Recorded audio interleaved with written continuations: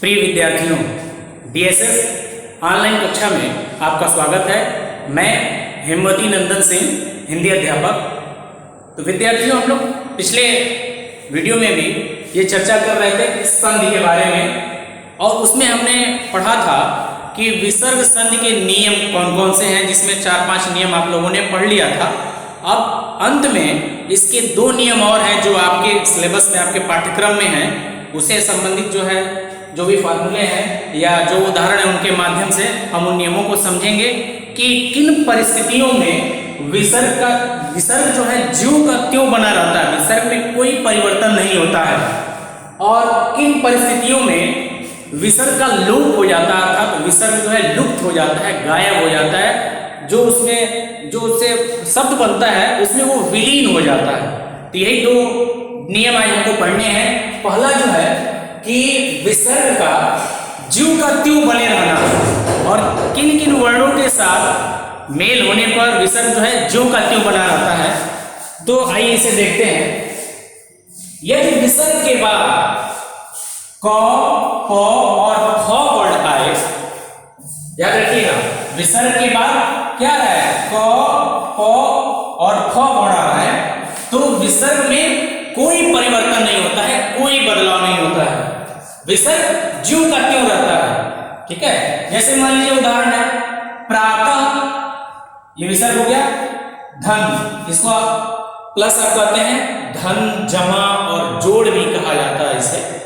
तो प्रातः प्लस यानी धन काल। अब देखिए क्या कहा गया है कि यदि विसर्ग के बाद क वर्ण आता है, यहाँ क आया है, तो इस विसर्ग में कोई परिवर्तन नहीं होता है, वो ज्यों का त्यों बना रहता है। तो इसकी जब संधि होगी तो क्या हो जाएगा, ये हो जाएगा प्रातः काल। ये हो गया प्रातः काल, यानी विसर्ग ये बीच में बना रहेगा, इसमें कोई परिवर्तन नहीं होगा। उसी प्रकार अध, धन या प्लस पतन। अब देखिए यहाँ पे प आ गया, इस विसर्ग का मेल जो है किससे हो रहा है, इस प वर्ण से हो रहा है। अब यहाँ नियम में हमारे है कि अगर विसर्ग के बाद प आता है तब भी विसर्ग में कोई परिवर्तन नहीं होगा, तो ये हो जाएगा अध पतन, अध पतन हो जाएगा आपका। उसी प्रकार अंतःपुर, ये क्या हो जाएगा, ज्यों का त्यों विसर्ग बना रहेगा, अंतःपुर।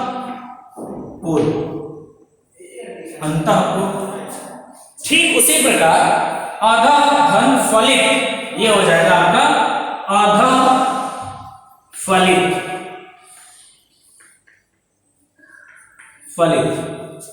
अब इसमें आपको बस यही ध्यान देना है कि विसर्ग के बाद, इस विसर्ग के बाद क, प और क वर्ण आ रहा है कि नहीं आ रहा है। इसमें एक और होता है कि अगर ख भी आता है तब भी हो जाता है। जैसे मान लीजिए, देखिए, जैसे दुख हम लिखते हैं, दुख, दुह धन ख, दुह धन ख। लेकिन अब इसमें क्या है, अब दुख जो है ऐसे भी लिखा जा रहा है, आपके बुक में है, एनसीईआरटी वाली बुक में है, ऐसे भी लिखा जा रहा है। तो वो नियम मैं यहाँ आपको नहीं बता रहा हूँ, कंफ्यूज होंगे। आपको बस ये ध्यान में रखना है कि यदि विसर्ग के बाद क, प वर्ण आता है, क, प और फ वर्ण आता है, तो विसर्ग में कोई परिवर्तन नहीं होता है। हमने उदाहरण के थ्रू इसे समझ लिया, उदाहरण द्वारा। अब इसका दूसरा नियम है कि किन परिस्थितियों में विसर्ग का लोप हो जाता है, विसर्ग जो है लुप्त हो जाता है, या यूं कह ले कि वो विलीन हो जाता है, मिल जाता है, वो दिखता नहीं। तो वो परिस्थितियां यहाँ पर मैंने लिखा है, वही उसका नियम है। किन परिस्थितियों में, यदि विसर्ग से पहले अ या आ को छोड़कर कोई अन्य स्वर आता है, या अ या आ न आए, दूसरा कोई भी वर्ण है, कोई भी, और वो कैसा होना चाहिए, स्वर वर्ण होना चाहिए, और बाद में र, और उसके बाद में क्या हो, र वर्ण हो, तो विसर्ग का लोप हो जाता है, विसर्ग गायब हो जाता है। तो विसर्ग क्या होता है, गायब हो जाता है, वो किसी वर्ड में परिवर्तित नहीं होता है, किसी वर्ड में बदलता नहीं है, वहां से वो गायब हो जाता है।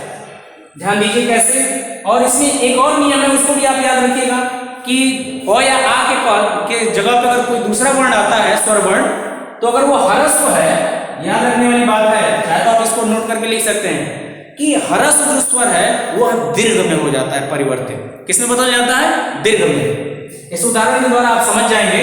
अब देखिए एक शब्द है, सॉरी वर्ण है नि, धन रस, विसर्ग के पहले क्या आया है? नी आया है, और नी का जब हम वर्ण विच्छेद करेंगे तो ये न और ई, हमें ये मिला। अब इसका जो है, इसके पहले कौन सा वर्ण आया है? स्वर वर्ण आया, और वह स्वर वर्ण ओ या आ नहीं होना चाहिए, ये भी नहीं है। हमारा नियम यही तो कह रहा है, ये ओ या आ से भिन्न कोई होना चाहिए। ई है, विसर्ग के पहले इसमें ई है, और इसके बाद र होना चाहिए, और विसर्ग के बाद क्या होना चाहिए? र होना चाहिए। तो नि धन रस बराबर नीरस। यहाँ ध्यान दीजिएगा, नीरस। अब ये नी जो है अपने का दीर्घ यानी ह्रस्व स्वर क्या हो जाता है? दीर्घ में परिवर्तित हो जाता है, दीर्घ में बदल जाता है, तो ये हो जाएगा नीरस। देखिए नि धन रस बराबर ये हो जाएगा नीरस। उसी प्रकार नि धन रज बराबर, अब देखिए विसर्ग के पहले जो है ई है, जैसे वर्ण विच्छेद हमने इसका किया, ई है, और इसके बाद जो है र है, तो ये क्या होगा? ये विसर्ग जो है ये इसका लोप हो जाएगा, ये गायब हो जाएगा, और ये जो ह्रस्व ई है वो दीर्घ ई में बदल जाएगा, ये हो जाएगा नीरज। क्या हो जाएगा? नीरज। इसी प्रकार निर्धन लोप का क्या होगा? निरोध, ये हो जाएगा निरोध। तो विद्यार्थियों यह विसर्ग संधि जो अंतिम संधि हम लोग पढ़े थे इस चैप्टर में, संधि वाले चैप्टर में, अध्याय में, ये अंतिम था विसर्ग संधि और उसके नियम, और उसमें भी ये दोनों अंतिम नियम थे कि किस प्रकार जो है विसर्ग का जो का त्यों बना रहता है जिस परिस्थिति में है, और किस प्रकार जो है विसर्ग का लोप हो जाता है, किन परिस्थितियों में इसका लोप हो जाता है। इस उदाहरण के थ्रू, इसकी परिभाषा के द्वारा हमने इसे समझने का प्रयास किया है। अब इस आधार पर जो है हम दो चार जो है उदाहरण आपको देंगे, यानी आपको बनाना होगा, उसका संधि विच्छेद करना होगा, आप उसे करके भेजिएगा।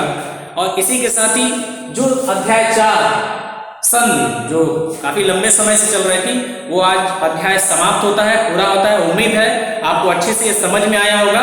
यदि कोई भी समस्या होगी तो आप मेरे व्यक्तिगत व्हाट्सएप नंबर पे जो है मैसेज कर सकते हैं, प्रत्यक्ष रूप से कॉल करके पूछ भी सकते हैं, आपकी समस्या का समाधान अवश्य होगा। धन्यवाद। सेम टू सेम आ जाएगा ना।